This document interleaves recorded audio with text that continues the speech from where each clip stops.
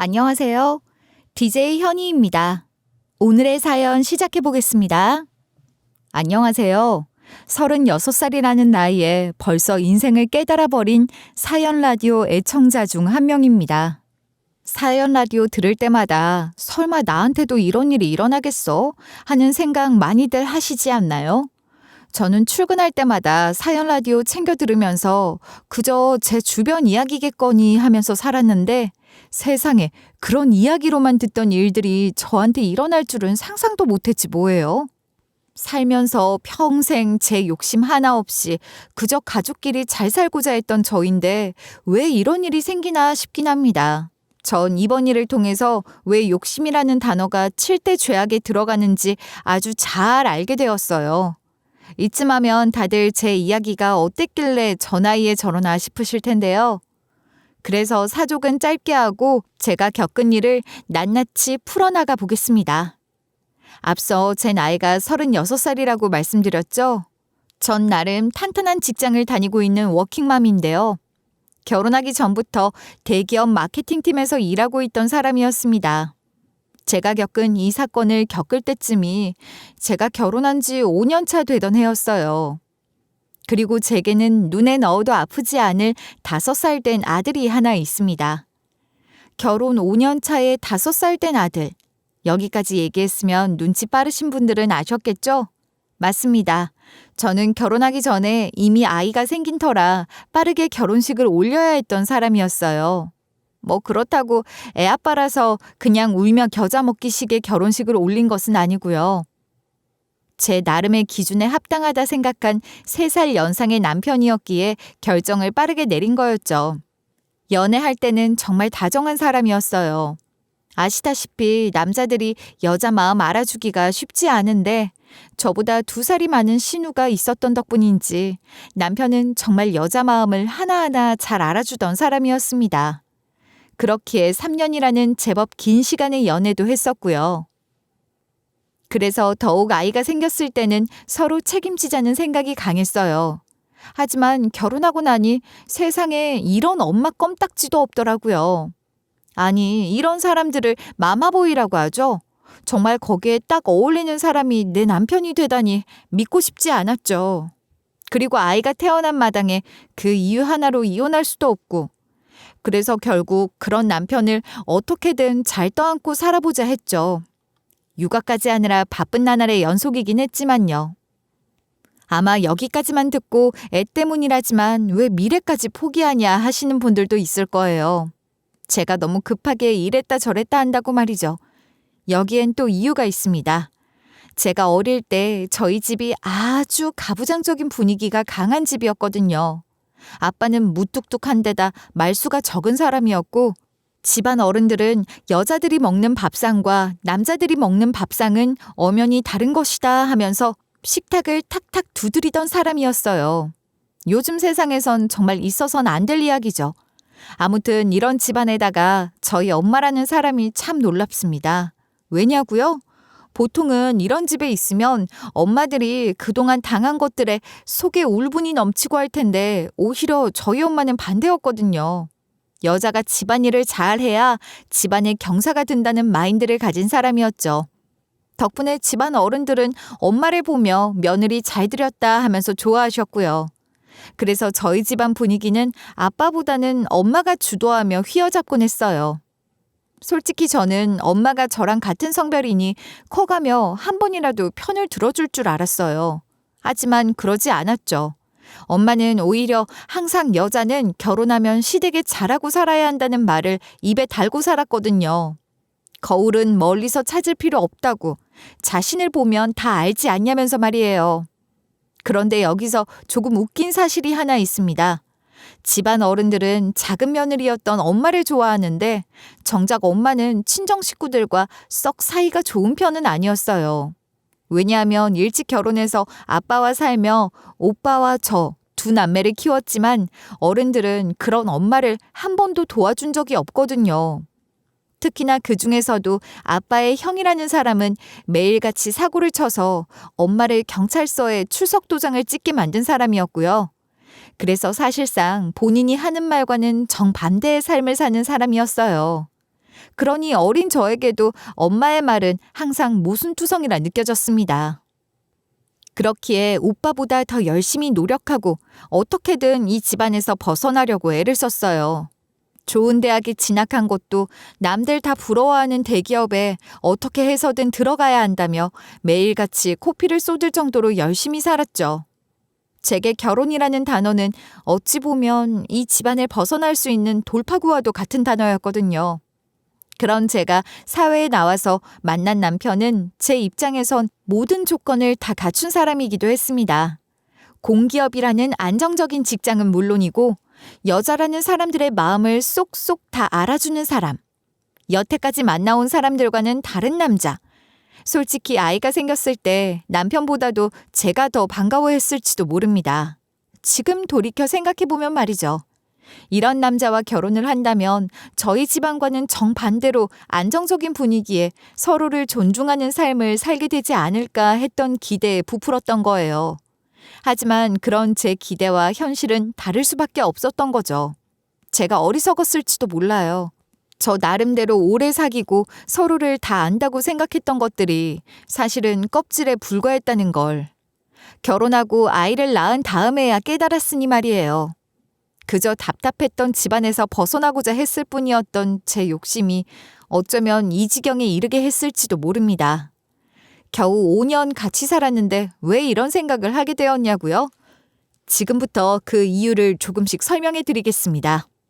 우선 제일 먼저 앞서 말했다시피 제 남편이라는 사람이 엄청난 마마보이였기 때문이에요. 마마보이, 솔직히 엄마들 입장에서야 좋죠. 제 이야기를 듣고 계신 여러분 중에서도 제 부모한테 잘해주는 자식이 뭐 어때서 하고 생각하는 분들이 있을지도 모르겠네요. 하지만 역지사지로 생각해 주세요. 딸 가진 부모가 시집을 보냈는데 하필이면 사위가 제 엄마를 끔찍이 위합니다. 거기에 딸이 힘들어도 제 엄마가 더 중요하다며 딸을 부려먹기 바빠요. 그럼 마음이 좋으실 것 같나요?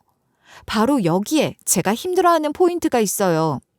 앞서 결혼식장에 셋이서 들어섰단 말씀을 드린 내용 기억하시죠? 저는 이 아이를 낳을 때 남편의 얼굴을 보지도 못했습니다. 심지어 남편은 제가 입원한 병원, 산후조리원에 단 한 번도 얼굴을 비치지 못했어요. 왜냐고요? 그렇게 사랑하는 자기 엄마, 시모 때문이었죠. 제가 결혼한 직후에는 입덧 때문에 어딜 가지도 못할 정도였어요. 오죽했으면 출산하기 전부터 출산 휴가를 썼어야 했는지 그 고통이 상상이 되나요? 그 탓에 남편은 제 곁을 지키기 급급하긴 했습니다. 그랬는데 그렇게 힘들어하는 저한테 시모가 찾아와서 한 말은 놀라웠어요. 너 지금 그깟 애 하나 뵀다고 이번 명절에 못 오겠다 그런 거니? 네, 어머님. 어머님도 보시는 것처럼 제가 입덧이 너무 심해서. 고작 입덧 하나의 호들갑은. 너 이제 갓 결혼한 새아기다. 우리 집안 며느리가 됐으면 응당 며느리의 도리를 다해야지. 어디서 명절에 팔을 빼겠다? 시부모한테 그런 말을 하니? 말이 된다고 생각해? 하지만 지금 상황에 가도 어차피 음식은커녕 친척 어른들 앞에서 안 좋은 모습만 보일 것 같은데요. 그래서 너 그깟 입덧 하나 때문에 출산 휴가하겠다? 일 쉬는 것도 봐줬다. 그런데 내가 어디까지 더 봐줘야 해? 네 사정은 이제 듣기도 싫으니 이번 명절 안 오기만 해봐라. 어디 어떻게 됐는지 내가 똑똑히 보여줄 테니까. 분명 결혼하기 전만 하더라도 아주 온화한 사람이었습니다. 제가 결혼 전 명절에 시댁에 인사를 갈 때만 해도 선물 같은 건 필요 없으니 그냥 와서 절이나 하고 가라던 사람이었거든요. 그런데 결혼하고 나니 태도가 돌변한 거예요. 그래서 이렇게 힘들어하는 저한테 찾아와서 명절에 무조건 참석, 고함을 지를 정도로 말이죠. 스트레스가 이만저만이 아니었습니다. 처음에는 저도 그런 시모에게 어떻게든 죄송하다 사과를 하면서 제 상황을 설명했지만 시모는 명절이라는 날에 무슨 꿀이라도 발라놨는지 집착이 엄청 강하셨어요. 마치 제 목숨처럼 명절을 여기더군요. 그래서 제게 찾아온 날이 전날뿐만이 아니었습니다. 어떤 날은 찾아와서 이런 말까지 하고 가셨죠. 우리나라 명절에 왜 차례를 지내는 줄 아니? 다 예부터 내려온 전통이야, 전통. 요즘 것들은 어떻게 전통이라는 단어도 모르는지. 어머님, 제가 정말 힘들어서 그래요. 저 홀몸 아닌 거 다 아시잖아요. 제가 평생을 안 가겠다는 것도 아닙니다. 이번 명절만 쉬고 싶다는 거예요. 다음부터는 꼭 가서 음식도 하고 전부 하겠습니다. 넌 방금까지 내 말 뭘로 들었니? 전통이라는 단어의 뜻도 몰라? 넌 모르겠지만 우리 집안은 대대로 전통을 중요시 여겨온 집안이다. 뭐가 됐든 며느리들이 기둥처럼 제 서방을 바치고 있어야 하는 거라고. 그런데 지금 네 꼴을 봐라. 우리 애가 왜 네 뒷공문이 졸졸 따라다니며 뒷바라지를 해야 하니? 그런 와중에 명절까지 건너뛰겠다고? 전 이런 심호가 도무지 이해되지 않았습니다. 가부장적인 집안이었던 제 친정에서도 명절에 하루 아프다 빠지는 일 하나 가지고 이렇게 예민하게 반응하는 사람들은 아무도 없었거든요.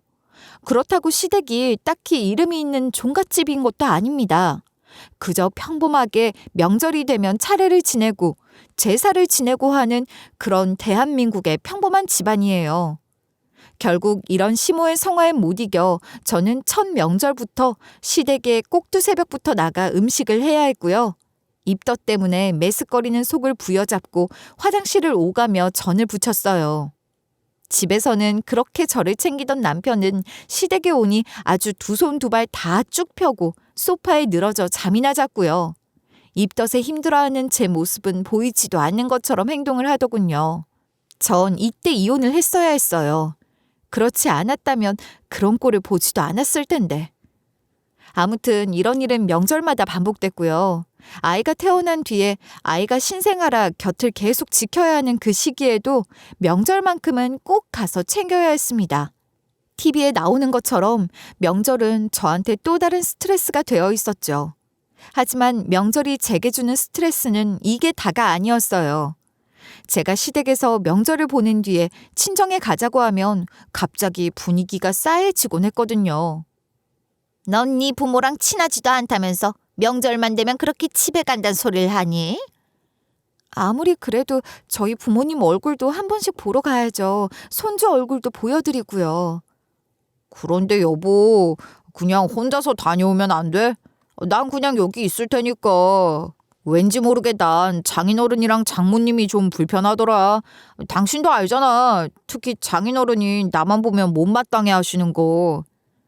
당신이 안 가면 내 입장이 뭐가 돼. 그러지 말고 내일 잠깐만 다녀오자. 어? 듣기 싫으니 그만해라. 넌 성문이가 처같이 불편하다는데 왜 자꾸 가자고 속살거려? 그냥 명절 말고 시간 내서 혼자 알아서 다녀오면 되잖아. 이런 이유 때문에 저는 명절엔 친정에도 제대로 가질 못했습니다. 항상 명절이 지난 후 주말에 겨우 시간을 내서 아이와 다녀와야 했죠. 이런 상황에서 친정에서는 별말이 없었냐고요? 없을 리가 있겠습니까? 당연히 있었죠. 여러분이 생각하신 것과는 조금 다른 방향으로 말이에요. 엄마, 아무래도 시댁에선 내가 명절 지내고 홀라당 가버린다 생각해서 싫으신 것 같더라. 그래서 말이야, 이번 명절에는 내가 전날에 잠깐 들릴까? 현이 데리고. 뭘 찾아오기는. 그리고 명절에 친정 먼저 들리는 거 아니다. 네 시댁에 먼저 가야지. 하지만 아빠 얼굴 본 지도 좀 됐고 오빠나 엄마 얼굴도 보고 싶고 엄마는 우리 현이 얼굴 보고 싶지도 않아? 그래도 손주인데. 현이야, 이 엄마도 보고 싶지. 그런데 인생이 그런 거야. 괜히 시댁에 밉보일 필요가 뭐가 있니? 인생 피곤해지게. 아무튼 엄마 말 들어. 이게 다 인생 경험에서 나오는 말이니까. 엄마 말 무슨 뜻인지 알지? 처음엔 그저 이 집안 구석 떠나고 싶단 생각에 진행했던 결혼이었지만 막상 결혼하고 나니 친정 식구들이 그리웠습니다. 더욱이 남편이 이렇게 마마보이인 줄 모르고 결혼했으니까요. 그래서 더욱이 친정엔 무조건 가려고 했던 건데 엄마 역시도 제 편이 아니더군요. 무뚝뚝한 아빠한테 전화해봐야 제가 알아서 하란 소리나 하고 오빠는 오히려 쉬고 좋지 않냔 소리만 해댔고요. 사는 게 참 고달프단 생각을 했습니다. 제 편은 오직 저를 보고 방긋 웃어주는 제 아들밖에 없었죠. 이 하늘 아래 날 위해주는 사람이 없다는 사실이 이토록 슬플 수 없었어요. 그런 제 마음을 아는지 모르는지 친정엄마는 제가 한 번씩 명절 전에 연락을 하면 이번에도 시댁에 줄 선물을 보냈다면서 꼭 좀 전달해달라 하는 겁니다. 매 명절마다 보내는 선물은 저한테 해주는 것보다 훨씬 화려했어요. 고급 한우 세트에 유명하다는 건강식품, 거기다 어느 때는 여행 다녀올 때 샀다면서 명품 스카프까지. 솔직한 생각으론 이럴 필요가 있나 싶을 정도로 너무 호화스러웠죠.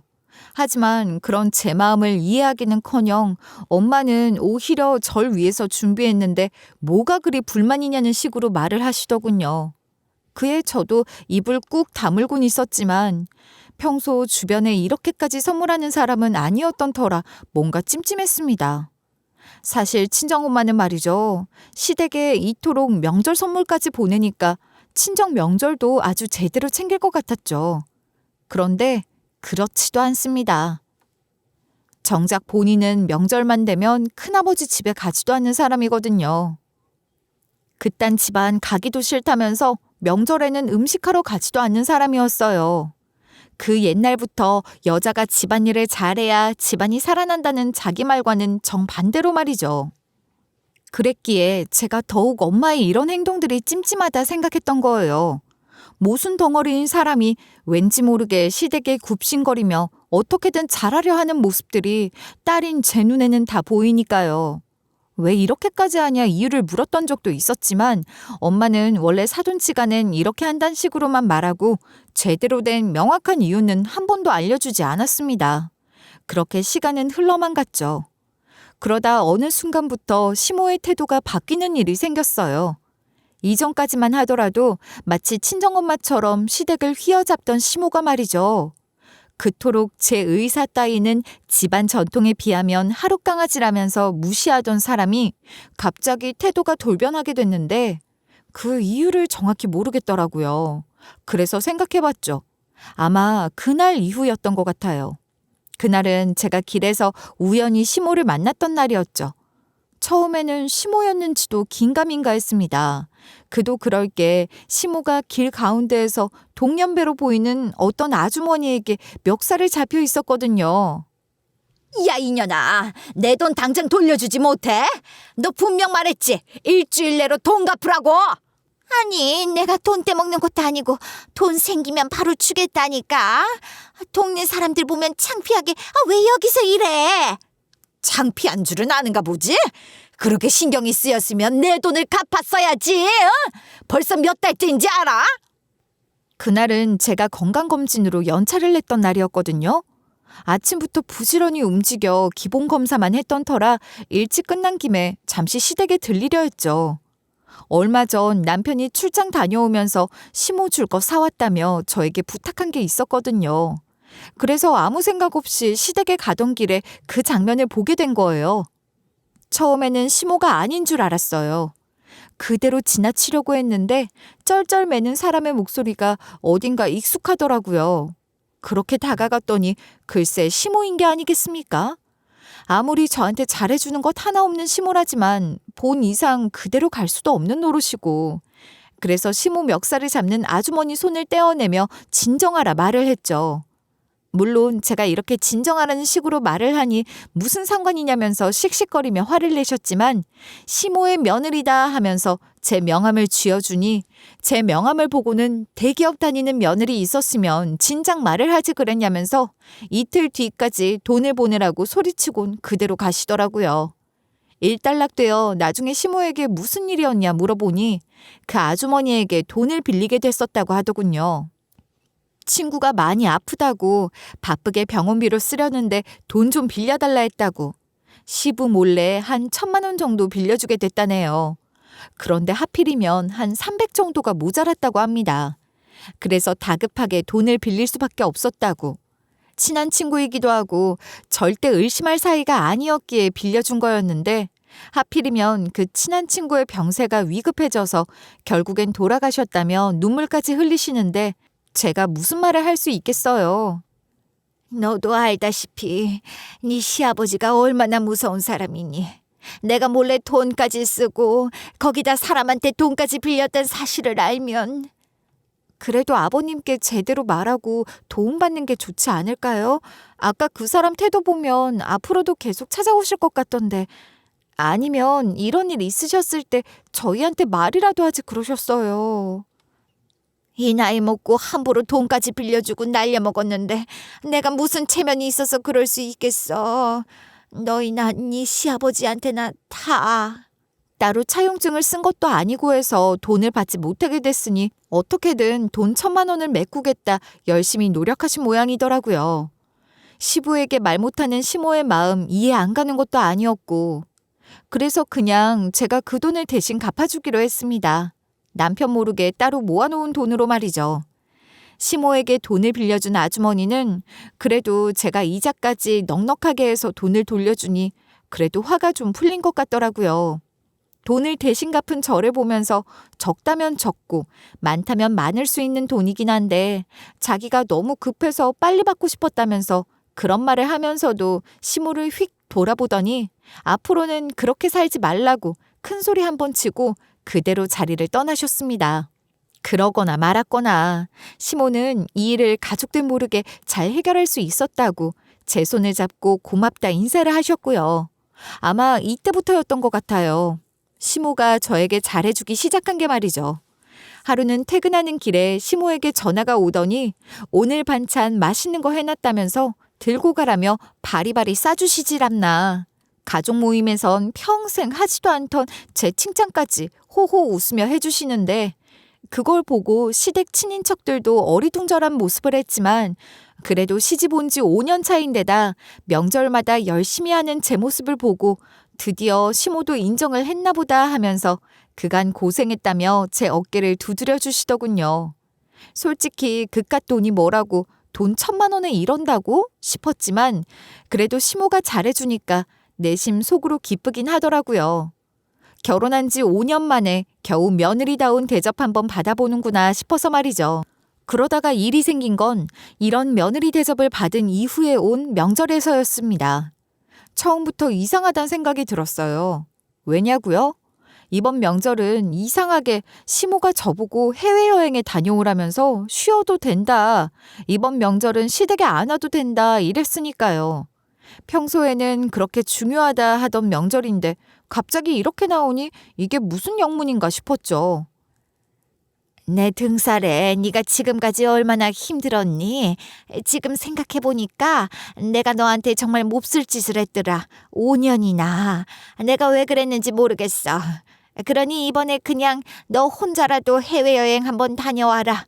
제사란 게 아범만 있어도 돌아가니까. 네? 아니 어떻게 그래요. 아무리 그래도 명절인데 제가 가서 일손 돕고 그래야죠. 아니에요. 괜찮아요 어머님. 정말 괜찮다니까. 혹시 우리 집 양반이 뭐 눈치 줄까봐 그래? 내가 알아서 잘 설명할 테니까 넌 그냥 해외여행 가서 푹 쉬다 와. 이런 기회 많이 오는 거 아니다. 내가 보내줄 때 감사합니다 하고 다녀와. 내 말 무슨 말인지 알지? 시모는 그간 자기가 얼마나 제게 시어머니 짓을 많이 했냐며 그간 며느리다운 대접도 제대로 못 해줬는데 너무 미안하다면서 이번 기회에 저 혼자 해외로 나가 푹 쉬고 오라더군요. 어차피 제사라는 게 남자들이 지내는 거니 여자는 없어도 상관없다면서 말이죠. 너 설마 저번에 나 대신 돈 해결한 것 때문에 돈이 부족해서 그러니? 그러면 내가 돈 보태주마. 얼마 필요해? 예? 아니에요 어머님. 저 정말 괜찮아요. 이번 명절 아니고 저희끼리 연차 일정 맞춰서 여행 가도 되고요. 정말 괜찮다니까 그러네. 너희한테 얘기는 안 했지만 큰 시일 내로 제사도 다 정리할까 생각 중이었다. 언제 가지고 이렇게 명절이나 제사마다 힘들게 일 안 해도 된단 말이다. 그러니 집안 눈치 보지 말고 다녀와. 나중엔 정말 이런 기회 언제 올지도 모른다 너. 집안 어른들의 눈치가 보이는 건 사실이었지만 이렇게까지 자꾸 가라 밀어붙이니 하는 수 없이 일단 알겠다고 했죠. 하지만 너무 이상하다 생각했습니다. 명절을 목숨처럼 챙기던 사람이 갑자기 이런 식으로 저에게 혼자서 여행을 다녀오라니 말이에요. 아무리 시모 말처럼 제사를 절에 올린다 만다 이야기가 나왔다고 하더라도 갑작스럽게 이러는 건 정말 이상하잖아요. 그러면서 저에게 도움도 받았는데 자기도 저한테 선물이라도 하고 싶다 그런 말까지 하는데 도저히 이젠 거부하기도 힘들더라고요. 더 이상 거부했다가 괜히 이전과 같은 관계로 돌아갈지도 모르고 말이죠. 어른이 화해의 손을 내밀었는데 괜히 어린 제가 거절하는 것도 보기에 좋지 않고 말이에요. 기대 반, 한숨 반으로 그렇게 시모의 제안을 수락할 수밖에 없었습니다. 그런데 이상한 일은 다음 날에도 계속됐습니다. 남편이 화난 얼굴을 하고선 저녁을 먹고 무슨 서류 뭉치를 제게 건네는 거예요. 그러면서 막 이런저런 이야기를 하는데 당황스러웠습니다. 뭐야, 당신? 어머님한테 벌써 얘기 들었어? 이게 다 뭐야? 엄마가 당신 여행 간다면서 좀 도와주라던데? 당신도 알잖아, 내 친구 동석이. 걔한테 물어보니까 요즘 패키지 여행이 그렇게 잘 나온다 하더라고. 그래서 퇴근할 때 들러서 여기저기 알아봤지. 이럴 필요까지 없어. 내가 무슨 혼자서 광명을 누리겠다고 패키지까지 다녀와. 나 혼자서 알아서 할게. 당신은 내가 남편 노릇 좀 하려는데 좀 도와줘라. 사람이 어쩜 그렇게 매사에 딱딱하게 굴어.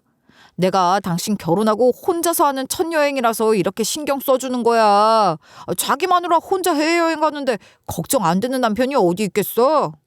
남편은 오히려 저보다 더 신이 나서 이것저것 팜플렛 같은 것들을 가져와서 설명을 해주더라고요.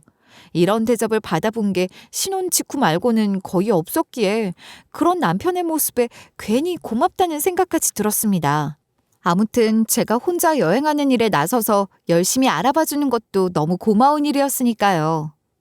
그래서 여행지는 남편이 가져온 패키지 중에서 고르기로 했죠. 평소에 서로 연락을 자주 주고받았던 남편과 시모의 사이여서 그런지 시모는 제가 말을 안 해도 이미 어디로 갈 건지 다 알고 있더라고요. 거기다 시부에게도 자기가 허락 다 받아놨으니까 안심하고 다녀오라면서 말을 했죠.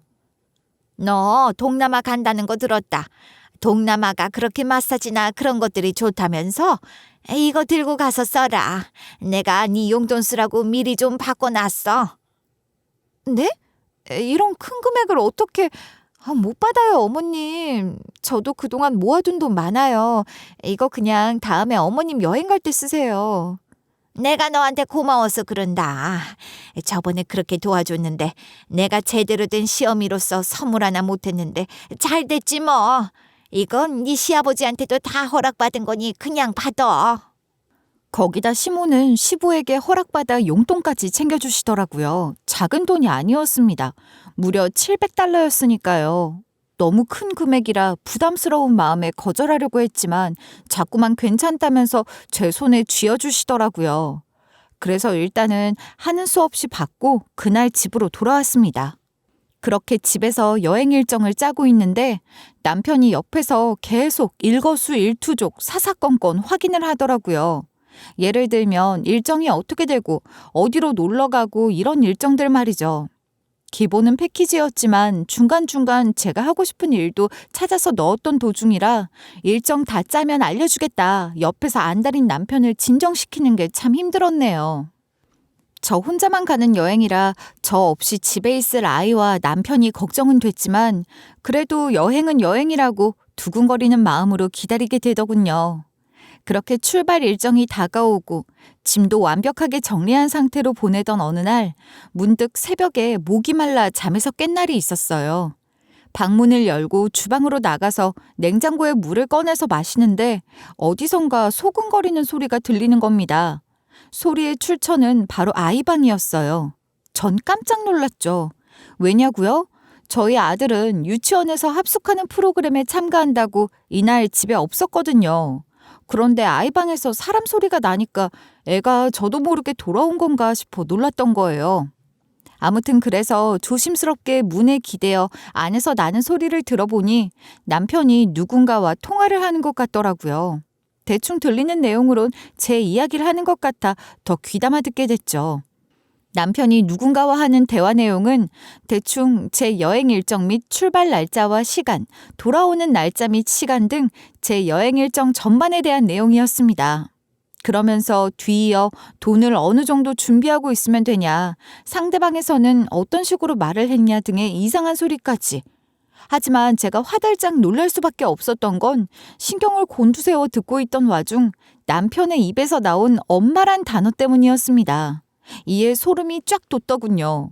왜 이 오밤중에 시모에게 제 여행 일정을 공유하며 돈 이야기를 하고 있는 거지? 이 둘이 저에게 뭘 숨기고 있길래 이런 행동을 하나, 역시 저를 여행 보내려는 이유가 따로 있었구나 등 온갖 생각이 제 머릿속을 떠돌았어요. 그리고 한 가지 결론에 이르렀죠. 이건 뭔가 이상하다. 이건 뭔가 있다 하고 말이죠.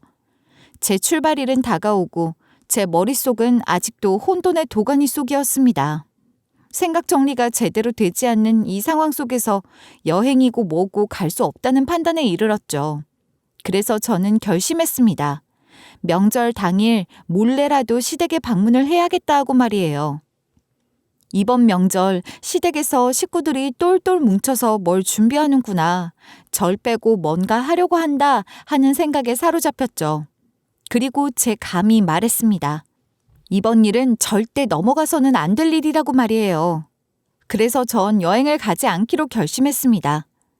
여행 패키지를 남편이 아는 사람에게 신청했던 거라 취소는 하지 않기로 했죠. 혹시라도 제가 취소를 하면 남편이 제가 한국에 있다는 걸 알게 될지도 모르니까요. 돈을 신경 쓸 때가 아니라 생각했어요. 남편이 그렇게 절 공항에서 마중을 해주었고 저는 공항 안으로 들어가서 어느 정도 시간을 보낸 뒤 미리 예약을 했던 숙소로 갔습니다. 상황이 어떻게 될지 모르니 숙박 기간은 제가 여행하기로 한 그 기간대로 잡은 상태였죠. 그 뒤부턴 남편이 언제 시댁으로 갈지 모르니 집 앞에서 대기를 했어요. 차까지 렌트해서 형사님들이 잠복하듯 그 안에서 대기를 탔죠. 그렇게 대기를 했는데 남편이 명절 전날에는 전혀 움직이지 않더군요. 자정이 넘은 시간, 저는 다시 숙소로 돌아가서 씻고 명절날 아침 일찍부터 나가야겠다 하고 그날은 그렇게 잠이 들었습니다. 그리고 다음 날, 명절 아침, 제 예상대로 남편은 일찍부터 움직이더군요. 아이는 어디 다른 곳에 부탁이라도 했는지 아이의 모습은 보이지 않고 혼자서 차에 오르는 남편의 모습에 굉장히 수상한 기운을 느꼈습니다. 역시 이건 뭔가 있구나 싶은 마음에 얼른 남편의 뒤를 쫓아 시댁으로 향했죠. 저희 시댁은 명절에는 한 가지 습관처럼 해놓는 일이 있었는데 바로 대문을 활짝 열어두는 거였어요. 제사밥 먹으러 올 조상님들이 문이 닫혀 있으면 어떻게 들어오겠냐며 추워도 명절 하루만은 문을 계속 열어두셨거든요. 그래서 전 더욱 조심히 남편의 뒤를 밟을 수밖에 없었어요. 낡은 아파트였기 때문에 남편과 거리를 두지 않으면 누가 본인을 쫓아온다는 것쯤은 금세 알 수 있는 구조였으니까요. 그래서 치밀하게 남편보다 더 위층에 내려서 조심스럽게 계단으로 내려와 시댁의 열린 문 앞에서 조용히 대기를 탔습니다. 시부는 친척들과 외출이라도 한 모양인지 신발로 가득 차 있어야 할 대문에는 신발 3켤레밖에 없더군요. 그런데 유독 한 신발이 너무 익숙한 거예요. 어디서 많이 본 신발이었는데 기억이 퍼뜩 나지 않아 곰곰이 생각에 잠겼던 그때 안방에서 말소리가 들렸습니다. 굉장히 낯익은 목소리였어요. 형님, 올해도 비밀 잘 지켜주셔서 너무 감사하지 뭐예요. 우리 애한테 많이 들어서 알긴 하는데 형님 엄청 애쓰셨겠어. 명절 끔찍하게 챙기는 남편 아침부터 쫓아내고 이렇게 저하고 이야기할 시간 만드느라 말이에요. 애쓰고 말고 할 게 뭐가 있어. 그냥 밖에 잠시 놀고 오라고 하면 되는 걸. 아무튼 형님, 그래서 제가 어떻게 하면 된다고요? 형님이 이번에는 잘해주시기로 했잖아요. 제 평생 절대 잊을 수 없는 목소리였죠. 그래서 더욱 이 안에서 들리는 목소리에 제 귀를 의심할 수밖에 없었어요. 왜 이 목소리가 시댁에서 나는지 도저히 이해할 수 없었거든요. 이 생각에 저도 모르게 안으로 발걸음을 옮겼습니다. 시댁 식구들한테 걸리고 말고 간에 저는 진실을 제 두 눈으로 확인해야 한다 생각했거든요. 하늘이 도왔는지 모르겠지만 안방에서 이야기를 하던 두 사람은 자기들 이야기 소리에 제 발소리는 못 들었는지 한참이나 투닥거리며 이야기를 했습니다. 그렇게 안방 안에 있는 두 사람을 발견한 순간 저는 제 눈을 의심할 수밖에 없었죠. 안방에서 나던 그 목소리, 그건 바로 제 친정엄마의 목소리였기 때문이거든요. 시모는 뭘 그렇게 잘못했는지 모르겠지만 친정엄마 앞에서 허리를 숙이고 굽실거리고 있었는데 그 모습에 전 더 어이가 없었습니다. 그 모습을 봄과 동시에 부엌 옆에 붙어있는 보일러실에서 들리는 이것만 고치면 돼요? 하는 남편의 목소리에 놀라 전 제 신발을 들고 그대로 현관 옆에 있는 작은 창고방으로 들어가 몸을 숨겼죠. 너무 놀라 두근거리는 심장을 부여잡고 진정시키고 있는데 밖에서는 여전히 친정엄마 앞에서 쩔쩔매는 시모가 현관문을 닫는 소리가 들리더라고요. 어떻게 들키지 않은 게 천만다행이었습니다. 아니었으면 이런 비밀을 다 모르고 속고만 살았을 테니까요. 뒤이어 거실에서도 뭔가 이야기를 하는 것 같았는데 대화 내용을 들으면 들을수록 소름이 끼쳤습니다. 그래서 이건 녹음을 해야겠다는 생각에 퍼뜩 핸드폰 녹음 버튼을 눌러 녹음했죠. 가만히 듣고 보니 시모가 과거부터 쏙 좋지 않은 일을 한 것 같더군요. 그걸 팔면 몇백만 원 이득이고 이건 이렇게 해서 수익이 난다는 식의 설명이 제 귀엔 전부 이상한 말처럼 들렸으니까요. 둘이 어떤 관계인진 정확히 모르겠으나 대화를 들어보니 엄마는 시모의 다른 무언가를 아는 듯이 말했습니다. 그렇게 비협조적으로 구시면 제 입이 가만히 있지 않을 것 같은데요, 안사돈. 어떻게 지금 당장이라도 그 사람들 불러서 차라도 한잔 하실까요? 또 왜 그러세요? 제가 정말 힘들다고 했잖아요. 제 사정도 좀 봐주시고. 그쪽 사정은 그쪽 사정이고요. 앞으로 한 배 탔으니까 운전 똑바로 좀 하자고요. 내가 선장, 안사돈이 좋다수. 제대로 하면 얼마나 좋겠어요? 곧 순항하지 않겠어? 아무튼 둘의 얘기를 잘 들어보니 친정엄마는 자기가 부업거리를 받아오던 곳에서 시모의 이야기를 들었던 모양이었습니다. 세상이 참 좁죠. 어떻게 엄마가 일을 받아오던 곳에 하필이면 시모한테 물건을 산 사람이 있다니 말이에요. 둘은 그렇게 한참을 이야기했습니다. 그러면서도 남편은 그 사이에서 한마디 말도 안 하는 것 같더라고요. 아무렴요. 자기 엄마 앞에선 뭐든 쩔쩔매던 사람인데 어련하겠습니까? 그래서 도중에 시모에게 돈 필요하면 말하라고 하고 휑하니 도망가 버리더군요. 유일한 자기 편도 사라졌으니 시모는 더 엄마한테 어떻게든 잘하려고 하고 그러다가 명절인데 이러지 말고 밖에서 밥 먹자며 둘이서 나가더군요. 그렇게 조용해진 집안. 저는 그렇게 다시 제가 머물던 숙박업소로 돌아갔습니다. 그리고 혼자만의 시간을 가지며 생각을 정리했죠. 그럴 수밖에 없죠. 방금까지 듣고 온 이야기에 정말 많은 생각이 들었거든요. 이렇게 내린 결론. 그건 바로 엄마한테 연락을 하는 거였어요. 잠시 좀 이야기하고 싶은 게 있으니 만났으면 좋겠다는 말에 엄마는 아무 의심 없이 만나자고 하더군요. 저는 엄마를 만나 자연스럽게 운을 띄웠습니다. 시모가 저번에 어떤 사람한테 돈을 빌려서 그걸 대신 갚아줬다는 이야기로 말이에요. 제가 이 이야기를 꺼내니 엄마는 아무것도 몰랐다는 듯이 놀란 척을 하더라고요. 전 어이가 없었어요. 왜냐하면 엄마는 분명 이 이야기를 알고 있었으니까요. 알면서도 자꾸만 모르는 척 하려는 엄마에게 다시 한번 슬쩍 이야기를 꺼내며 속내를 알아내려 했죠. 내 생각엔 어머님이 아무래도 그 아주머니랑 뭘 하려고 했던 것 같아. 나중에 그 아주머니로부터 연락을 받았는데 이런 말을 하더라고. 대기업 다니는 며느리 있는 줄 알았으면 자기가 그렇게 재촉 안 했다고. 뭐야? 너도 알고 있었구나? 난 그것도 모르고. 그렇다면 이야기가 빠르지. 안사돈이 지금 공장에서 물건 떼서 내다 팔고 뭐 그런 일 하고 있는 건 알지? 예전부터 내가 그 일 좀 그렇게 같이 하자고 했는데도 개무시를 하더라고. 그래서 어머님한테 이전에 그렇게 절절매고 그랬던 거야? 나한테 시댁한테 잘하라고 했던 것도? 그래, 네가 잘해야지 이 엄마도 그 사업에 어떻게든 끼어들어서 한몫하지. 물론 지금은 그럴 필요도 없지만 너도 알다시피 말이야. 시모에 대한 이야기를 아는 것처럼 말하니 엄마는 제 입으로 술술 불기 시작했어요.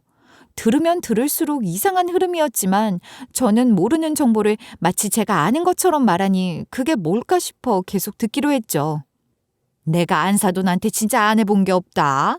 진짜 별꼴을 다 봤다니까. 솔직히 너도 대기업 다니는 애인데 공기업 다니는 사위한테 꿀리는 거 하나도 없잖아.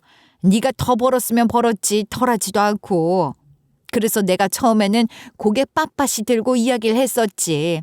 네 시모 사업 소식 다 들었다고 말이야. 우리 어머님 이야기는 어디서 들었는데? 나나 그이도 어머님 사업한다는 건 몰랐는데. 넌 안사돈이 사업한다는 거 몰랐던 모양이구나. 그럼 그 아줌마 덕분에 더 좋은 사실을 안 거네. 아무튼 사람 일이라는 게 아주 우스워. 왜 엄마 부업 받는 곳 있지? 거기 다니는 아줌마랑 이야기하다가 사업하는 거 알게 됐잖니. 그런데 하는 일이 그거 하나가 아닐 줄 누가 알았겠어? 그래? 어머님이 그 일 말고도 또 일하시는 게 있었어? 그래, 그것도 모르고 내가 괜히 힘쓰고 우리 딸한테 괜히 안사돈한테 잘하라고 닥달하고. 이제 그럴 필요 없어. 엄마가 다 알아서 해결할 수 있으니까. 아무래도 시모가 했던 일은 두 가지였던 모양이에요. 하지만 어떻게 착각을 했는지 엄마는 제가 그때 시댁에서 엿들었던 사업 일은 제가 모르고 다른 일을 아는 것처럼 계속 얘기를 하더라고요. 그런데 들을수록 충격적인 건 시모가 다단계 회원이 아니라 다단계 관련 회사를 하나 차려서 운영하고 있다는 사실이었습니다. 엄마는 처음 이 사실만을 알았을 때 시모한테 그 물건 공장이랑 뭐 그런 거 다 공유 좀 해달라고 부탁을 했다 그러더라고요. 시모가 끝까지 안 해주길래 저를 닥달하면서 잘하라 그렇게 안달이 났었던 거고요. 하지만 이젠 그럴 필요가 없다고. 그러면서 다음으로 말해준 사실에 제 입은 다물어지지 못했습니다. 아무튼 너도 다단계가 뭔지는 알지? 왜 판매원 계급 같은 거 만들어가지고 사람들 돈 받아서 사기치는 거 말이야. 안사돈이 아주 능력이 대단하더라고. 처음부터 사기를 이리저리 치고 다니고. 처음부터 여기저기 사기를 쳤다고? 네가 그때 왜 안사돈 빚 갚아줬다고 했지? 그것 때문에 내가 안사돈 고녀는 멱살 줄 수 있었다. 역시 이래서 딸 자식 잘 키워야 된다고 하나 봐. 그거 아니었으면 증거 못 잡아서 이렇게 흔들기도 어려웠을 테니까. 왜 앞서서 시모의 위기를 어쩌다 돕게 됐었던 일이 있었잖아요. 돈 때문에 일어났었던 그 일 말이에요. 저는 시모가 한 말을 고지곳대로 다 믿었는데 그게 아니었더라고요. 그때 그 일도 시모가 저지르고 다니던 일 중 하나였던 거예요. 시모는 투자 같은 걸 핑계로 이리저리 돈을 뜯고 다녔더군요. 왜 다단계 물건들 있잖아요. 장판이나 비싼 주방용품 같은 거. 그런 것들 가지고 사기를 쳤던 거더라고요. 아무리 본인 회사라고 하지만 일단 본보기를 아랫사람들한테 보여줘야 믿으니까. 실제로 팔아서 수익금이 나고 그런 부분들을 어떻게든 일단 보여주기 위해서 급급하게 돈을 구하고 다녔던 겁니다. 시모가 엄마를 꺼려했던 이유도 이것 때문이었던 거예요. 당장에 돈 나가는 구멍이 하나 더 생기는데 뭐가 좋겠어요? 아무리 미래를 도모한다고 해도 말이죠. 게다가 대기업 다니는 며느리가 제 어미 등살에 못 이겨 자기한테 엄청 잘해주기도 했고 말이에요. 그러다가 엄마가 결국 시모가 사람들 돈을 사기로 뺏고 다닌다는 증거를 구하게 된 겁니다. 그 시기쯤에서 시모가 저한테 잘해주던 것들도 다 이런 이유 때문이었던 거죠. 이제야 톱니바퀴의 아기가 맞아 떨어지는 듯 했습니다. 그래서 시모가 나에게 여행을 가라 했구나. 돈 투자했던 남편은 이 사실을 알고 있으니 혹시 몰라 한국에 남으라 했던 거고. 시댁이 얼마나 명절을 중요하게 생각하는지 엄마는 알고 있었으니 명절 아침에 그렇게 찾아가서 시모를 안달나게 만들었던 거고. 이제야 왜 시모가 그랬는지 알겠더군요. 저는 엄마의 말에 모든 비밀을 알게 되었고 구역질이 났습니다. 모든 비밀을 알면서도 신고하거나 말리기는커녕 자기도 한몫 잡으려고 거래를 하려던 엄마의 태도도, 자기 비밀이 탄로나니까 갑자기 태도를 바꿔 굽신거리는 시모도, 거기에 자기는 돈만 줬던 거라며 오리발을 내미는 내 남편이라는 사람도 모두가 다 꼴배기 싫더군요. 그래서 일단 제가 선택한 일은 양가 아버지, 그러니까 친정아빠와 시부에게 이번에 있었던 일을 다 폭로해버리는 거였습니다. 왜 양가 아버지들이었냐고요? 제 친정아빠는 무뚝뚝하고 가부장적인 사람이었지만 옳지 못한 일을 하려는 걸 굉장히 싫어하던 사람이었고요. 시부 역시 어찌됐든 작은 소기업을 운영하는 사람이었기에 이 일로 자기한테 돌아올 피해가 얼마나 대단할지 잘 알고 있을 사람이었으니까요. 네 엄마가 그런 짓을 했다고? 그것도 사돈이랑 붙어가지고? 솔직히 아빠한테 숨겨야 하나 했는데 내가 들어보니까 이건 상황이 걷잡을 수 없이 커질 것 같아서 아빠가 좀 말려줬으면 해서. 이 미친년이 대체 나이 먹고 왜 그런 짓을 해? 다단계라고? 거기에 사람들 돈을 사기치고 다녀? 아빠는 단단히 화가 나서 그날 이래로 엄마와 이혼하겠다 난리가 났습니다. 사기꾼 같은 여자랑 살붙이며 살고 싶지 않다면서 말이죠. 그러면서 원래 엄마가 관리하던 통장도 다 뺏어가 버리셨죠. 그러니 집안은 아주 발칵 뒤집어졌고 엄마는 아빠 바지가랑이를 잡으며 울며 불며 아주 난리가 났습니다. 똑같은 이야기를 시부에게도 했는데 시부는 처음에 믿지 않더라고요. 그래서 엄마와 시모가 나눈 대화 녹음 파일이 있죠? 그걸 그대로 들려드렸습니다. 그러자 이까지 갈면서 이 옆편네들 하면서 그대로 집으로 달려가셨죠. 시댁의 상황은 제가 제대로 보진 않았는데 남편의 도움 요청에 함께 시댁으로 갔더니 아주 개판이더라고요. 집안 꼴이 말이죠. 화분이고 뭐고 아주 다 깨지고 박살이 나고 그 사이에 시모가 아주 수도꼭지를 틀었는지 눈에서 눈물 펑펑 쏟으면서 잘못했다고 넙죽 엎드려서 싹싹 빌고 있고 시부는 아주 분에 못 이겨서 씩씩거리면서 저와 남편이 있는 앞에서도 이 망할 놈의 옆편네가 하면서 소리를 지르더라고요. 뒤늦게 절 발견하고는 화를 삭히는 듯 보였지만 말이에요. 두 사람 모두에게 제가 이런 말을 전했다는 건 비밀로 해달라고 해서 시모와 엄마는 서로 물어뜯으며 난리가 났습니다. 하루는 저희 집에 피신 온 시모 이야기를 엄마에게 전해주니 아주 멱살까지 잡아 흔들며 난리가 났죠. 당신이 우리 남편한테 다 말한 거 아니야? 당신 아니면 누가 말해? 돈 벌고 싶다고 해서 내가 당신 한몫 잡게 도와줬더니 이런 식으로 날 배신해? 내가 할 소리를 누가 해? 살려줘? 내가 너 약점 잡고 있어서 네가 꼼짝 못한 거 아니야? 뭐? 야! 내가 없었으면 넌 아무것도 아닌 찌끄레기 신세였어. 그런데 지금 누가 누굴 탓해? 약점 그거 우리 집 양반할까 무서워서 그랬던 거지. 이렇게 된 이상 너 죽고 나 죽고야. 알아? 그 덕에 남편은 말리느라 둘에게 여기저기 할퀴었고요. 전 그냥 뒤에서 팝콘만 뜯었습니다.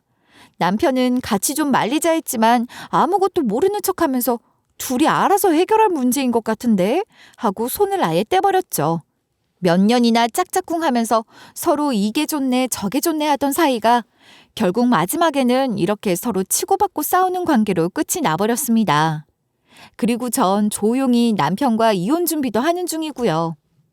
이혼 준비하면서 시모의 이런 사기 행각도 이혼 사유로 들었더니 시모는 저에게 어떻게든 잘 보이려고 하더라고요. 그래서 당신 자녀분들한테 명절 음식 이제 만들게 하면 되겠네요 하면서 소소하게 복수도 해줬죠. 남편이 나중에는 자기가 잘못했다면서 명절 음식 해보니까 너무 힘들더라 하면서 저에게 저자세로 나오긴 했는데 봐줄 제가 아니었습니다. 이혼 사유는 충분했기에 전 당연히 승소를 했죠. 그러면서 양가 모두와 손절하면서 어쩌면 이 둘에게 엿을 먹일 수 있을까 생각하던 저는 엄마가 참석하던 바른생활 모임에 찾아가서 그 녹음본을 들려주면서 엄마는 이런 사람이에요 하고 말을 하고 나왔습니다. 평소 남들 앞에선 바르게 사는 척했던 엄마는 그대로 동네에선 얼굴도 못 들고 다니게 됐죠. 시모는 뭐 시부가 이혼 한 해 만에 난리가 났으니 친인척에게 다단계하는 미친 여자랑은 아는 척도 안 한다며 그대로 손절을 당했고요. 둘 다 자업자득이죠. 지금 저는 명절이 되면 아주 편안한 상태입니다. 아들과 조용히 집에서 OTT 정주행하거나 해외여행을 가거나 하고 있죠. 그러다 얼마 전에 시모에게 전화 한 통을 받았는데 어떻게 시모는 이혼은 안 당하고 사는 모양이더라고요.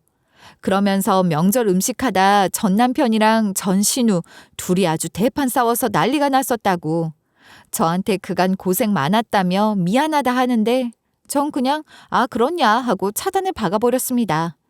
친정엄마 역시도 이번 일로 개망신을 당해서 집에선 아주 왕따 신세가 된 모양이더군요. 명절에 어디 갈 생각도 못하고 가족들한테 오히려 예전부터 여자가 가부장적인 분위기 만들어서 아주 꼴보기 싫었다고 팽당하고 아빠는 엄마한테 실망해서 말도 잘 안 하고 그런다고. 다 자업자득이죠. 저는 그렇게 생각합니다. 책임지지도 못할 일은 시작하지도 말자고 말이죠. 덕분에 저야 친정이든 시댁이든 절 괴롭히던 것들한테서 벗어날 수 있어서 참 좋지만 말이에요. 지금은 회사에서도 이전 집에서 받던 스트레스가 줄은 덕분인지 승승장구해서 승진 준비도 하고 말입니다. 제 사연 듣고 계신 여러분들도 긴 이야기 듣느라 힘드셨을 텐데 다들 고생하셨고요. 오늘 제가 꼭 전해드리고 싶은 건 모든 일에는 책임이라는 게 따라오니 이 점을 주의하고 살아야 한다는 것이었습니다. 감사합니다.